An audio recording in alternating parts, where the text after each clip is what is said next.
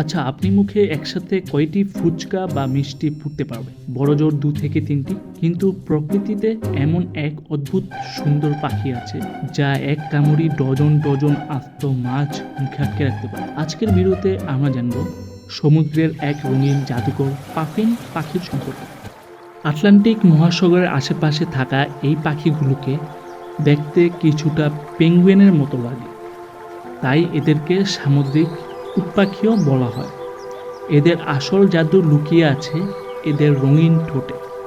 সাধারণ পাখির মুখে একটি মাছ ধরলে অন্যটি ধরার সময় আরেকটি পড়ে যায়, কিন্তু পাফিন পাখির জিভে এবং ঠোঁটের উপরের অংশ এতটাই খসখসে আর কাঁটাযুক্ত যে এরা একটি মাছ ধরার পর সেটাকে তালুর সাথে চেপে লক করে ফেলে।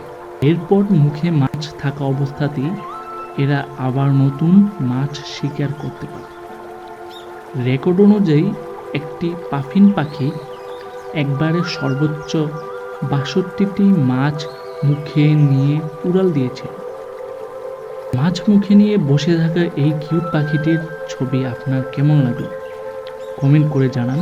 কৌতূহলের জানলার আজকের এই সহজ তথ্যটি ভালো লাগলে লাইক দিন এবং সাবস্ক্রাইব করে পাশে থাকুন। ধন্যবাদ।